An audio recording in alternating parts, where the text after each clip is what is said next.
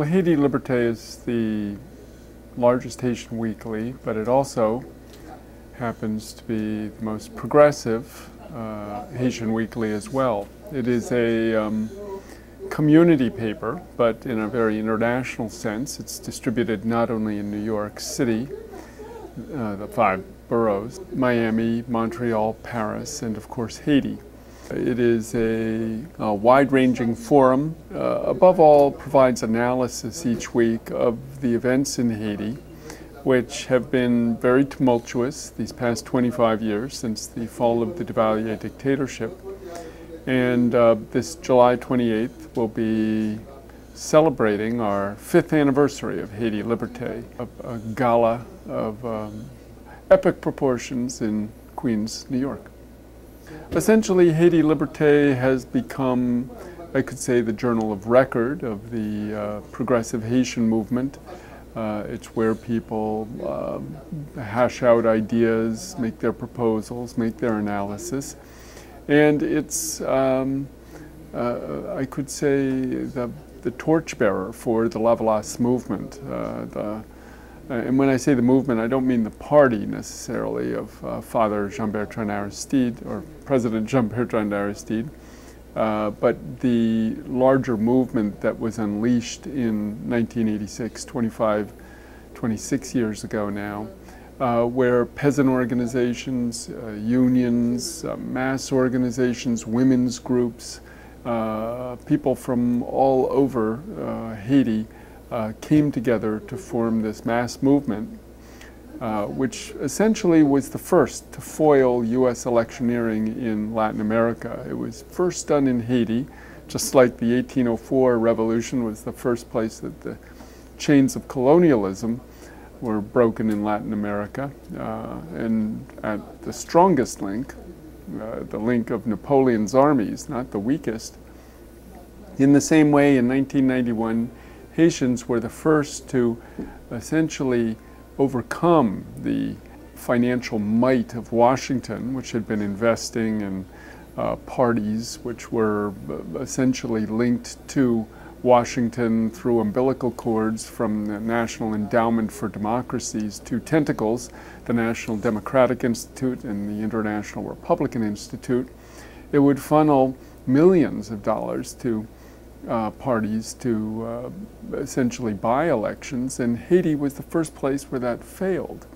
And instead of electing the U.S. favored candidate, a certain Marc Bazin, former World Bank official, they elected a parish priest from the slums of Port-au-Prince, Jean-Bertrand Aristide. And that model really began to take root across Latin America. And next we saw Hugo Chavez in Venezuela, and Evo Morales in Bolivia, and Correa in Ecuador, and Lugo in Paraguay, and other countries begin to have elections where it was the people's candidate that came. It's had various degrees of success. We can see the Workers' Party in Brazil has been closer perhaps to the capitalist world's agenda than other countries like Venezuela, which has stood very strongly against it. But Haiti, at the end of the day, was the first to do this, and it's been the most punished for that. It's been punished through 2 military coups in 1991 and 2004, and through 2 military interventions from 1994 to 1999, and now the current military intervention, which began in 2004 and continues to this day under the auspices of the United Nations, an organization called the UN Mission to Stabilize Haiti, which goes by the acronym of MINUSTA. The U.S. acts as a sort of gatekeeper. It is the economic power in Haiti. Haiti's ruling class is divided into 2 sectors. You have a sort of a comprador bourgeoisie, which used to be primarily in the realm of import-export. They would import refrigerators and television sets and manufactured goods from the developed world and export mostly agricultural products, coffee, sugar, cocoa. But in recent decades, that has shifted more to become really an assembly factory bourgeoisie. They own the factories, the workplaces that they lease out to American manufacturers who hire armies of cheap labor workers. And Haiti has the cheapest wage in the Western Hemisphere, $5 a day. And so this commodity that the Haitian bourgeoisie now really sells is no longer agricultural, but really labor power, cheap Haitian labor power to build the U.S.'s electronics, braziers, and toys. So this is the power that the U.S. exercises is not only through their intervention through the National Endowment for Democracy, or NED, as I mentioned before, and of course its cousin agency, the CIA, NSA, etc., but through its control and allegiance of this, control of and allegiance with this comprador bourgeoisie, or assembly industry bourgeoisie. This came into stark relief when the U.S. led its campaign against Aristide from 2001 to 2004. The quote-unquote civil society organization that led this coup was headed by the principal assembly factory owner, a guy called Andy Aped, who was in fact a U.S. citizen. So this shows you the power of the U.S. Embassy and the U.S. government in Haiti. In fact, almost in any governmental initiative that's taken, the media, the news media of Haiti will always go to the U.S. ambassador to see what his opinion is, because he becomes almost like a proconsul. I could say actually the principal proconsul right now, even a kind of a supra-proconsul, is Bill Clinton, who has taken on Haiti as his sort of pet project. He was there encouraging investment in 2009, and then in 2010, when the January 12th earthquake hit, he became the special envoy of the Secretary General of the UN, and became a kind of a bursar, if you will, a treasurer of the billions of dollars given by the world to Haiti, or pledged by the world. A lot of it hasn't been given yet. Some $10 billion were pledged. Maybe half of that has come in so far, and even less of that has been actually dispersed and implemented. But in the early years after or in the first 2 years after the coup, after the earthquake, Bill Clinton was at the head of a thing called the Interim Haiti Recovery Commission, IHRC. And he basically decided how those funds would be allocated.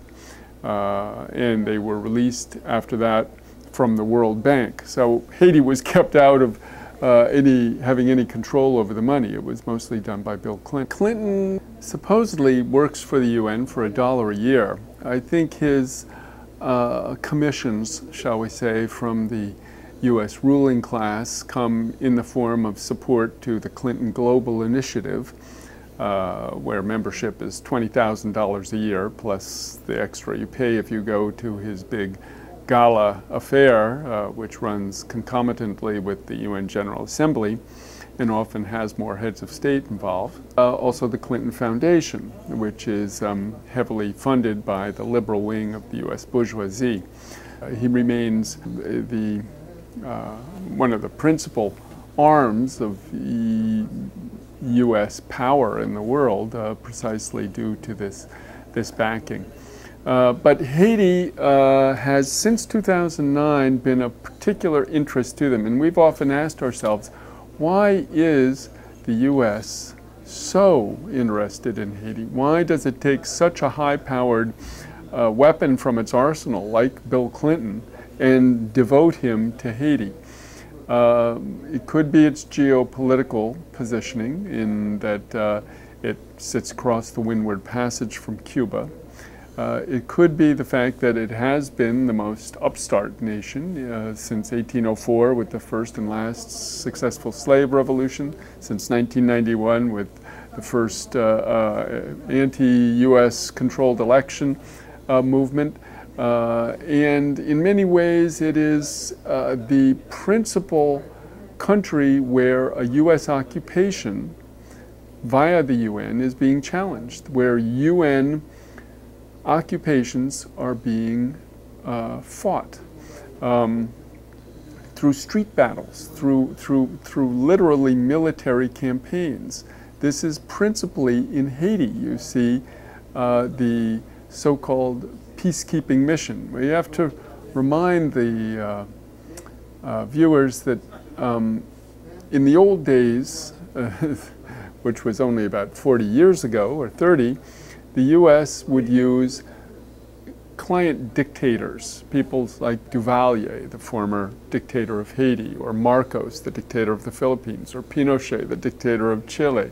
These were U.S. puppets, but the problem was they created revolutions because they were so repressive and so corrupt. So that's when they changed the strategy to put in these purchased electoral leaders, and then they would back them up with UN peacekeeping force rather than the local armies. This has functioned pretty well in a lot of countries, but it is beginning to really, as they say in Creole, monter sur un récif, go up on a reef in Haiti, because the Haitian people are fed up with the UN occupation. They want the foreign troops out. There are about 10,000 of them. It's sometimes a little more, as it was after the earthquake. It was popped up to 13,000, sometimes a little less. It goes down to 9,000 around now. But generally about 10,000 troops have been deployed throughout the country. They've engaged in pitched battles. There's constant episodes of sexual violence against Haitians, young boys, young girls who have been raped by soldiers. This is typical with any occupying army. Soldiers are young men with strong sex drives, and so of course this is almost inherent in any military occupation. But above all, the real match that has lit the Haitian outrage and anger and resistance to the occupation is the fact that UN troops imported cholera into Haiti, a strain of cholera from Nepal. Cholera has been endemic in Nepal for decades, and Nepalese troops came back from Nepal where the epidemic had flared up, and they brought it to Haiti, and it now has spread throughout the country. So Haiti presently has the worst cholera epidemic in the world. It's killed over 7,200 people, and over 513,000 people have been infected. Cholera is essentially a disease of poverty. It's a waterborne disease. It comes when your sewage mixes with your drinking water and you ingest sewage. It ravaged London, and in fact it was one of the first diseases that they did forensic study to find out, to determine the origin of the disease, because they didn't know what caused cholera. They didn't know that it was in water. They didn't know it was a waterborne bacteria. Since then, it has spread throughout the third world. It is primarily a third world disease where water systems are debilitated. Haiti's is a particularly ironic case because during the coup against Aristide, one of the things that the U.S. did was it blocked Inter-American Development Bank aid to Haiti to improve its water systems. Millions of dollars in loans to Haiti to improve the water system were blocked, even though Haiti had to keep paying the interest on those loans. So in this incredible outrage of international hostage-taking of funds, because this was completely in violation of the Inter-American Development Bank rules and regulations. Again, this outlaw nation is, of the U.S. is without shame or mercy. And now those water systems remain debilitated. It's very difficult to find clean water in Haiti. As a result, the disease spreads dramatically. The essential way to stop it is to improve the water systems, make it so that sewage and fresh drinking water do not mix. that's when it will be solved. The disease right now, they have to essentially use an emergency room technique, which is to take people who do come down with the disease, keep pumping them full of water and rehydrating them, and in some cases giving them antibiotics. As long as you can keep rehydrating, you'll usually survive it. Oftentimes the young and the old are not strong enough. Well, Haiti Liberté, I could say, is the standard bearer for the anti-occupation forces. Yes, we've told people about preventive measures they can take, etc., and we've explained cholera, but it's essentially a political problem. And so Haiti Liberté is, I could say, in many ways, the voice of the opposition to the occupation, condemning the UN troops for bringing cholera. It should also be said Haiti Liberté is based in an office in Port-au-Prince, which is called the Bureau des Avocats Internationaux, the International Lawyers Office, which is a collection of lawyers, and they have brought suit against the UN on behalf of 5,000 cholera victims' families. These are families who survived a family member dying, usually a father or a mother, or people who have had cholera and survived but had their livelihood destroyed in one way or another. So they have sued the UN, asking for reparations for the importing of cholera, charging them with gross negligence for not testing the Nepalese soldiers that spread it because their outhouse leaked into the headwaters of Haiti's largest river, the Artibonite. And 3, to ask the UN to simply acknowledge that they have been the agency which brought cholera to Haiti.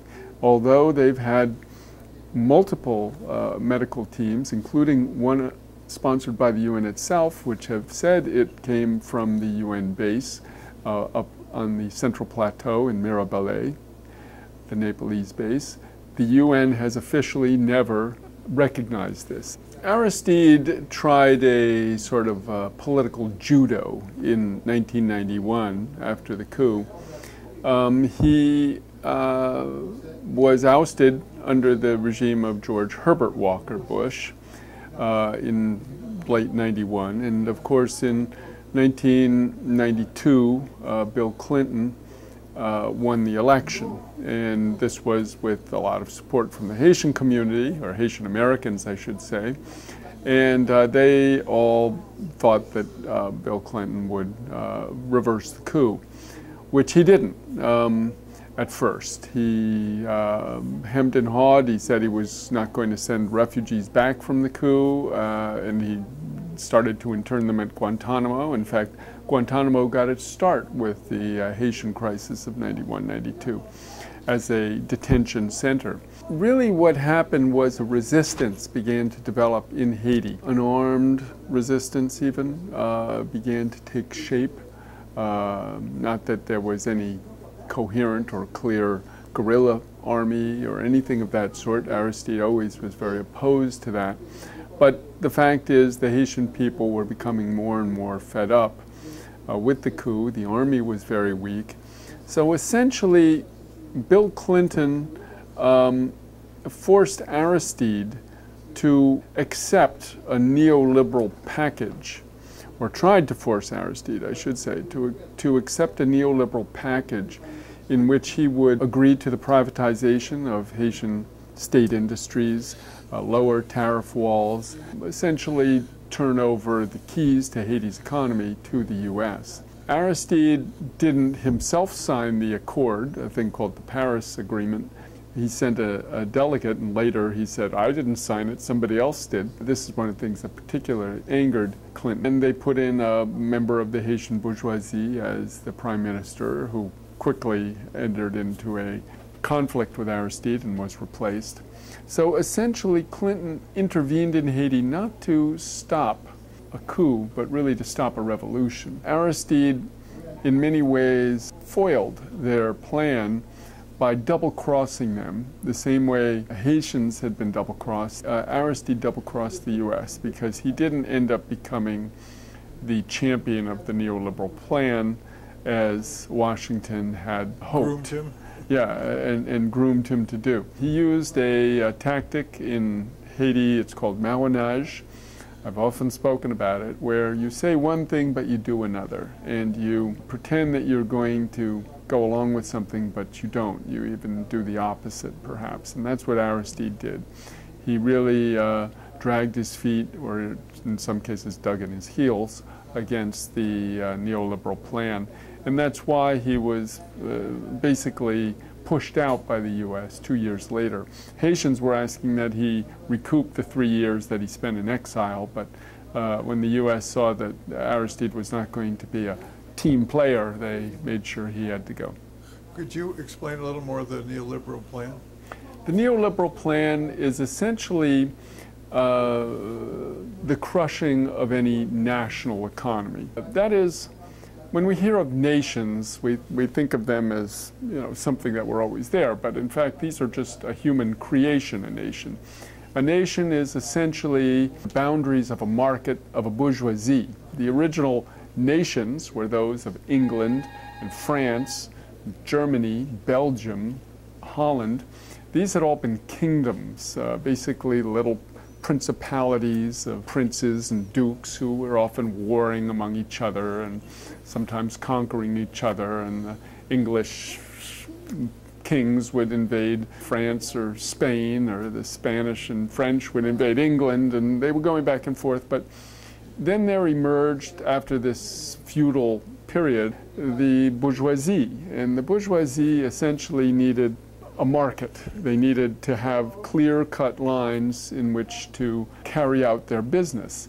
I mean, the penalty for buying a French shirt when the English textile industry was being established was to cut off your arm. This was how rigorous they were in defending their markets back in the early days of the European bourgeoisie.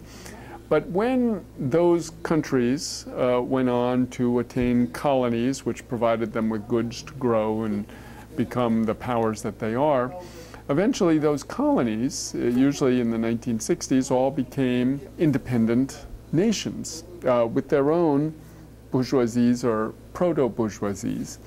But the U.S. did not, and the U.S. and Europe did not want any of these colonies to grow, to become real bourgeoisies. A couple of them managed to do it anyway, usually through major and bloody revolutions, as we saw in Russia and China, even though they were led by communists. But eventually communists were overcome and sort of beaten back by capitalist forces. So we see capitalists more or less in charge of China and Russia now. But countries like Haiti were not as lucky because they were kept down, usually through these military dictatorships on behalf of the U.S., or later through these neoliberal regimes, which were set in place after the Second World War in the Bretton Woods. You had the IMF, World Bank. And the neoliberal regime essentially tries to establish the country to become an appendage of the metropoles, like the U.S., what we now call neo-colonies. So what it says is that you can't protect your market the way the English bourgeoisie would protect its emerging textile industry by cutting off people's arms if they bought a French shirt. No. They say, lower your tariff walls. We want to be able to bring all our goods into your country, even though we massively are more powerful from a productive point of view, because let's take the case of rice. Haiti used to have a rice basket in Haiti. It was the Artibonite Valley, very fertile, beautiful, used to be these emerald green rice fields stretching as far as you could see. The U.S. said, we want to be able to bring our rice into Haiti at the same price, which are produced on these huge industrial farms with these giant threshers a mile wide. So you have threshers a mile wide, competing against a peasant with a hoe. So, of course, the peasant can't produce it with the same efficiency and the same quantities and give it at the same price. And so, essentially, Haitian rice production was destroyed by the dumping of rice from Arkansas. And this is what happened under Bill Clinton. And he himself has admitted this. He admitted as much to me in the halls of the UN. It was on Democracy Now! He carried out essentially the destruction of Haitian agriculture by giving policies that favored Arkansas rice farmers over Haitian farmers. So that's the essence of the neoliberal plan, is to find a way to crush. So one of the other things they wanted to do was Haiti used to have state industries. These were essentially publicly owned industries in key sectors: cement, telephone company, electricity company, they had a flour mill, they had an essential oils plant, airport, other things like that. The multinationals of the US and Europe said, well, we would love to have and control those very key and strategic sectors. And so they started this campaign that you cannot run a state industry. It's not good, it's inefficient, it's this and that. Usually once those industries were purchased and privatized, they were quickly sold or closed so that they could import. So Haiti today is a country which is made of a lot of limestone. It had the largest cement plant in the Caribbean, and today it imports cement because that cement plant was closed within, I think it was 6 months after it was purchased, and now it has to import cement. So the neoliberal regime is just a way to basically destroy national production, destroy national industries, prevent any national bourgeoisie from emerging, and hitch the wagon, Haiti's economic wagon, to the US wagon. So the attraction to the idea of revolution is the undoing of those things that happened to restore agriculture, to restore the cement industry as a national project? It's a struggle. It's what they call the national democratic revolution, so that it's Haitians that decide their own history, their own political system, their own political choices, not the US Embassy, not the National Endowment for Democracy. And two, national in the sense that the wealth of the country, the resources of the country go to benefit Haitians and not foreign investors. So this is the struggle of Haiti, and I could say of the third world generally, of the South against the North, is for this national democratic self-determination. Very few countries have been able to do it. We've seen Cuba is one which has been able to. We've seen the emergence of countries which are beginning to in Latin America, Venezuela. Even Brazil, we can say in some ways, are countries which are in some ways at odds with the US now because they have the temerity to be their own bosses and not to be just lackeys of the US. And I think that's why what we're seeing is really the next world war, the war that's coming, is the war against the BRICS, and particularly China, since that is the biggest of the BRICS. The BRICS, of course, being Brazil, Russia, India, China, and some say South Africa. But really, Russia and China are the two heavyweights of the group. Brazil and India are also the countries which the U.S. is very concerned that they not challenge its world hegemony. Has Aristide mentioned in his writings or his talks any revealing interactions when they were trying to con him into going with neoliberal program? No, he hasn't. You know, Aristide is not an in-your-face kind of opponent like Chavez or Castro or Morales. He's more the kind of guy who will sit there, listen, nod, smile, be very enigmatic, but you don't really know what's going on in his head, and he'll even speak to the people in a kind of a code. A lot of the time his messages to the people. His responses will be very elliptical, very obtuse, and the people will often understand it, but the imperialists are often left scratching their heads. So he's never been really forthright and outspoken. Occasionally he will make some comments. There have been over the years, and especially during the years that he was in exile in South Africa from 2004 to 2011, he was in South Africa, and he would write yearly year-end messages to the Haitian people, sort of Christmas cards, if you will, but they were also for Haitian Independence Day, which is January 1st. That's when this guy, Jean-Jacques Dessalines, declared Haiti's independence in 1804. In a couple of those, particularly the last one, he did denounce the occupation and the neoliberal plan and foreign domination. And he has in other cases. When he was a parish priest before he was president, he was a very strong anti-imperialist spokesperson. That's why he became so powerful and so popular. But once he became president, he became much more prudent, if you will, and less forthright in his critiques. So in current Haitian politics, how effective has been the establishment of this countervoice?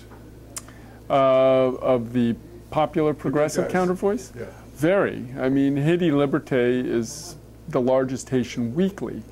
We are progressive, often Marxist, often anti-imperialist voice. That is, the analysis is often clearly that. Every week we talk about what's going on in Venezuela and Cuba and Bolivia. So we are all of that, and yet we are the largest weekly.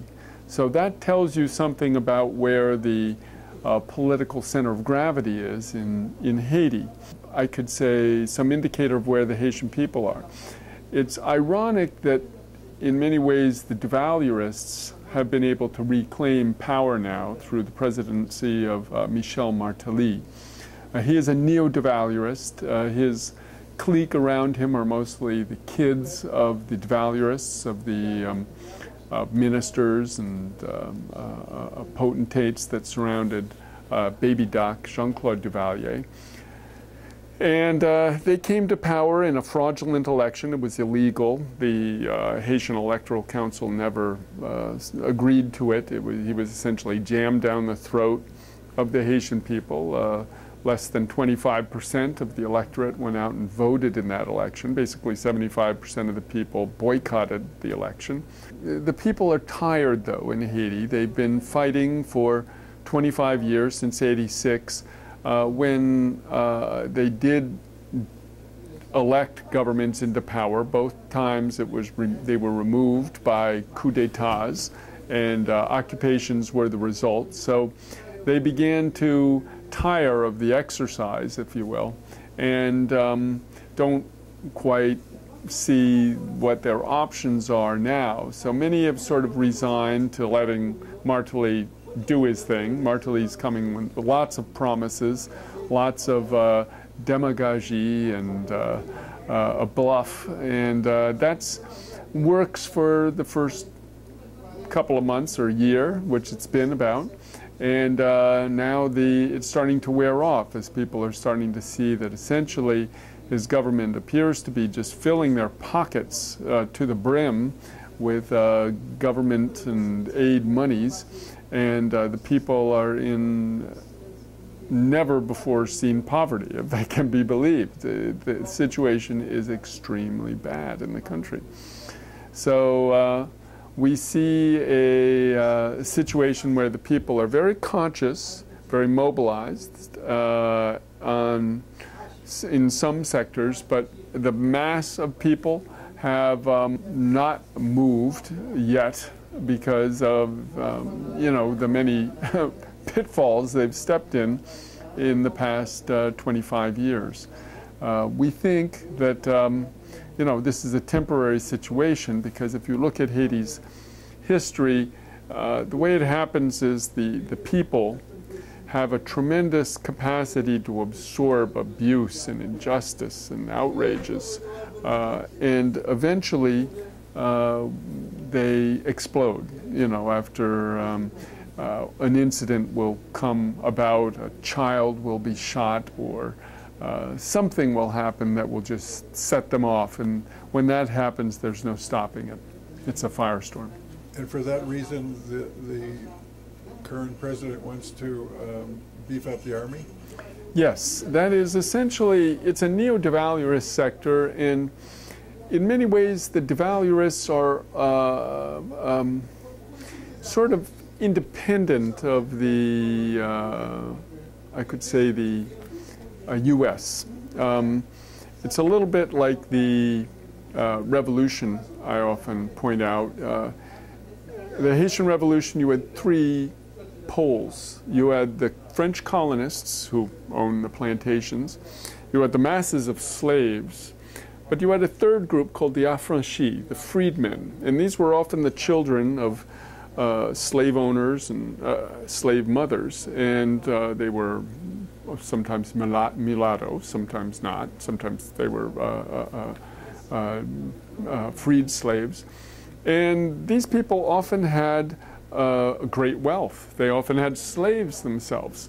And they had a problem with France, not so much because of slavery, but because they were not seen as equal, because they were not 100% Caucasian. And so they were looking for the égalité in the slogans of the French Revolution, but they weren't getting it. And so today we really see a replay of it, with the U.S. In the role of the colonial or neo-colonial power in this case, the masses of people who are essentially around the Lavalas program, and then you have this, really the children of the affranchis, the privileged group, which is not exactly a U.S. puppet, even though they'll work with the U.S. and the U.S. installed them. But they have in mind their own power. They want to be in charge of Haiti. They want to get their own cut and make their own deals and be in charge in some way, which is anathema to the U.S. So they're a little annoyed with the devaluerists, and yet they tolerate them because they really repress the people in very ferocious ways, and that's why they put up with Duvalier. Martelly, in many ways, is trying to redo what Duvalier did. What Duvalier did was set up his own army called the Tonton-Macoutes. And the Macoutes were not under Washington's control. They were under Duvalier's control. And so, as a good student of Machiavelli, Martelly, like Duvalier, has seen the need to have his own army, and he's trying to set it up. The U.S. is saying, no, no, no, no, you can't set up the army, because they want to have control of the guns. Of course, that's who decides who's in charge of any state at the end of the day. Right now, the U.S. is in charge of them. They're in charge of the UN, they're in charge of the Haitian police, who have at their head a Haitian agent of the U.S. So that's the struggle going on. But yes, Martelly knows that he's going to have to fight, maybe with the U.S., maybe with the people, but that's why he's trying to get his army in. The army is there. He's been funding it under the table, but neither the people nor the U.S. are too happy about it. How's the 1%, 99% movement in the U.S. being perceived by the Haitians? Oh, I think they're following it. They see its emergence, and in fact, the Haitians were the first group to make a march across the Brooklyn Bridge to join in solidarity with the Occupy movement. I mean, in many ways, Haitians were the first Occupy movement, if we could say that. The earthquake put many people out in the street, and what they did in order to get their houses rebuilt or to get new houses was essentially occupy all the state parks, all the public land, and even a lot of bourgeoisie's plants and so forth with their tent camps. And they essentially said, we're not moving till you give us housing. Well, they held out, and some people did get housing, or some form of it. A lot of the time it was very poor. Often it was in places very remote, or in a floodplain, or in a desert, or in some godforsaken spot. But they were partially successful in getting their demands met for housing, and they did get some services and so forth. Of course, the hearts of the people of the world went out to Haitians affected by the earthquake. So in many ways, Haitians were the first Occupy movement, and so they understand very well, and I think are very much in solidarity with the Occupy movement's goals. Haiti and the U.S. in many ways are the two different poles of this hemisphere. The U.S., it's so racist in the white sense that if you have just a little bit of African blood in you, you become black. And so that's why Obama, who is half black, half white, becomes black. In Haiti, it's the reverse. Because it is a nation founded by principally Africans, if you have a little bit of Caucasian blood in you, you become white. And so in Haiti, they would call Obama a blanc, a white. In the US, he's called a black man. So it just shows the two different visions. Yes, of course, many Haitians supported Obama as a step forward, that this fantastically racist society could elect somebody who was half black, but a mulatto, if you will. But they had no illusions. They knew very well, after watching their own president, Presdient Aristide, who came to power with a real popular movement behind him, because let's face it, Obama was not the result of any popular uprising. He was nurtured in the nurseries of the Democratic Party, was plucked out of Harvard and groomed for the job and then put in the job. And he's done a good job of doing what his ruling class groomers trained him to do. But when the Haitians had their own candidate win the presidential election, he was not able to do much. So I think they knew that Obama and the Obama hype was limited. I think in many ways the revolution here is going to come from outside our borders. We have enjoyed, mostly up until now, it's in some kind of free fall, clearly, with the attack on unions and on rights and on government programs in favor of the poor, and on every front. It's clear that the social welfare system that was built here is in collapse, or is collapsing. But a lot of it remains, nonetheless, or some of it remains. And this wealth was really built on the backs of super exploitation throughout the third world. It's on the backs of the workers in Haiti who are paid $5 a day. Not even the notion of a $7.25 an hour minimum wage is amazing to them. They're making $5 a day, less than a minimum wage worker in this country makes in an hour. That tremendous wealth is what has allowed us to build our welfare state, and in some ways I can say lobotomize through the television and through the politicians, many in our country, so they don't understand much about the world. Unfortunately, despite the fact that there are many strong forces here, there is an Occupy movement, there are parties which have been very heroic and effective in their organizing, but the masses of Americans, I do not think, are on the verge of a revolution. That cannot be said in the case of Haiti. Haitians are in a very revolutionary state of mind, as I think you will find in many parts of Latin America. And that is why they've elected revolutionary presidents. They've been able to. Haiti is militarily occupied by the UN, and their biggest problem is they have nothing. They have no money at all.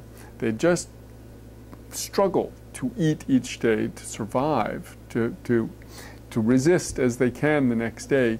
So to me, Americans have got to find ways to support those struggles in particularly a country like Haiti, and support the revolutionary forces, support papers like Haiti Liberté, support programs which are doing work against the occupation, the Office of International Lawyers.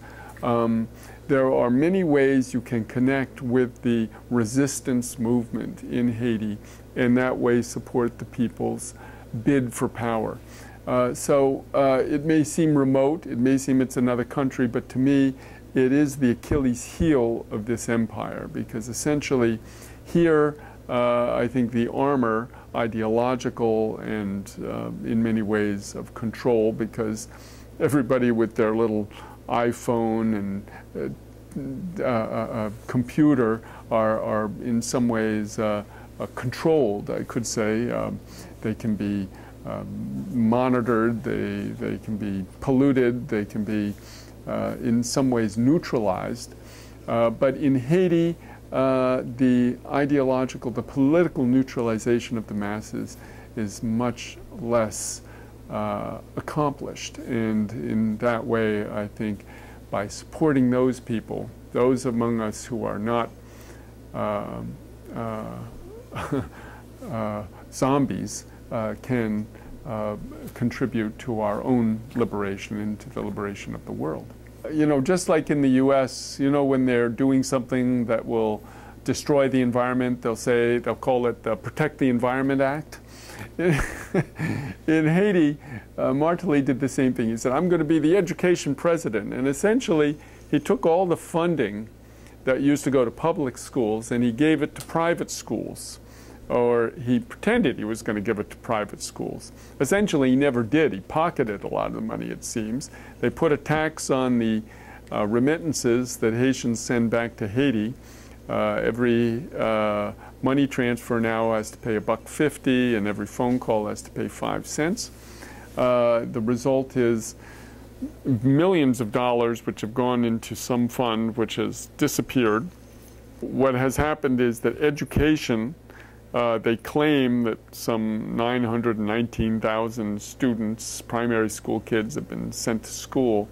But this is challenged by a lot of schools, school teachers, educational officials. And you know, we've had several articles in Haiti Liberté about how this bluff of redirecting public school funding to private schools and diverting a lot of it along the way has resulted in a real blow to education in Haiti. Literacy, very low. I mean, you're talking about less than 50%. I mean, you see different figures, but a lot of functional illiteracy. Some, you know, people may be able to do something very rudimentary in terms of maybe signing their name or, you know, writing some figures on a piece of paper, but they're not reading books. It's a fundamentally oral society. Most people get their news and analysis via the radio. But that's where Haiti Liberté ends up being, having in a way even more leverage, because the journalists, the newsmakers, the politicians, they read this high quality analysis and news, and then it sort of spreads out through this radio network. So in many ways, the lack of literacy almost gives the newspaper more weight than less. Most of the radios are owned by the bourgeoisie and funded sometimes by USAID. They, of course, have a number of initiatives to, you know, through the embassy, even what they call the USIS, the U.S. Information Service, to train journalists and give them orientation, etc. So yes, the U.S. is very much in the media war. But I would say we have given them a good challenge, not only with Haiti Liberté. We've worked very closely with, for instance, an agency called Haiti Léger, Haiti Grassroots Watch, which is a coalition of journalists and students and radio journalists primarily, who have done a lot of investigations. We republish them and publish them often for the first time in Haiti Liberté. And they've done some very groundbreaking work, investigative journalism. We, at Haiti Liberté, were given the WikiLeaks files, as many people know, and so we published all the Haiti WikiLeaks. So we've been able to really beat back a lot of the media and the pro-imperialist, pro-capitalist, pro-neoliberal media message that comes out, and that's why we are as strong with readers or with the public as we are. That's not to say that we're strong. We need support. We need a lot of economic support because as anybody who's been involved in media knows, it's supported through advertising, and that usually comes from the bourgeoisie. Now, the bourgeoisie hates us. They hate Haiti Liberté. They won't have anything to do with us. They consciously boycott this. We know this because they've told people they won't give us ads because of our political stance. So that means we rely on small businesses here in the States. That's why we have a New York office, not just because there's a lot of Haitians here, but because small businesses here, little funeral parlors or drugstores or gas stations or auto repair people, doctors, lawyers, they'll support us. But occasionally we'll get an ad from Western Union, American Airlines, TD Bank or something. But we need the support of also conscious friends of Haiti who might be watching shows like this to continue. We have this one here. This is This Week.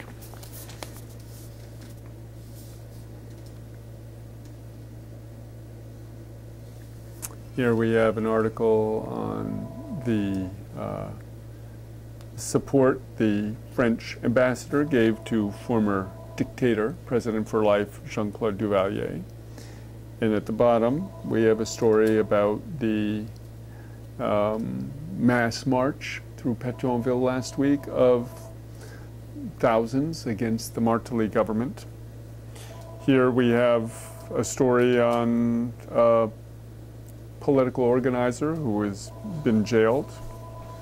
This is an article about how there is a blight affecting Haitian mangoes, and many U.S. mango buyers are trying to tar Haitian mangoes because of this blight, even though it doesn't affect just affects the skin. It doesn't affect the meat of the mango at all. But because it's not pretty to look at, they reject the mango. And then we have an article on the international scenes. A lot of this, the role that Haiti Liberté plays is giving people the story of what's happening in sister nations, particularly of Latin America. So, for instance, the bottom story is about the coup in Paraguay. There have been numerous economic studies done that show that this type of cheap labor assembly industry development does nothing to develop the country. The people, they just get a survival wage. They're just barely getting by. There's nothing extra for them to do with $5 a day. Essentially, they're taking what is valuable in Haiti and paving it over to put this most rapacious kind of capitalist factory in place. One of the reasons why they've deployed Bill Clinton in Haiti is we're going to war with China.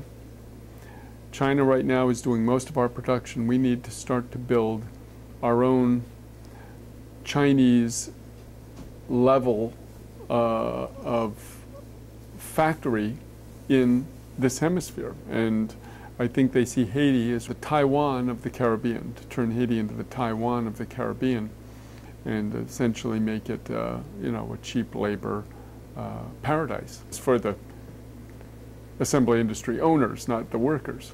I gather they don't pay much taxes. Yeah, no. Well, I did a film that was one of the first things I ever did for Haiti in 1983 called Bitter Cane, and the assembly industry owners that we interviewed in that were not only praising the minimum wage, which at that point was $2.64 a day. Of course, $2.64 bought a lot more than $5 buys today in 1981 when we were filming it 30 years ago. But they also said it was the only place you can 100% repatriate your capital, and that remains the case today. This was even before the neoliberal push. So it wasn't like Haiti was that nationalist regime to begin with. And now what we just did, a piece we just did with Haiti Grassroots Watch looked at the gold mining. Haiti sits on a lot of gold. They want to get it, of course, at rock bottom prices, and that's going to be the next big battle, the battle for Haiti's gold. That is an interesting little item that hadn't been mentioned besides mangoes. Right now, Haiti is not producing a lot of gold. The Martelly people, they want a cut of the action. The gold investors, primarily Canadian and US, want, of course, the lion's share, and the people themselves want the maximum for them. So you have this three-way struggle, we could say, between two. So if the revolution were successful, the people would have the gold? Yes, the people would have the gold. I mean, if you look at a country like Cuba, Cuba has a huge supply of nickel.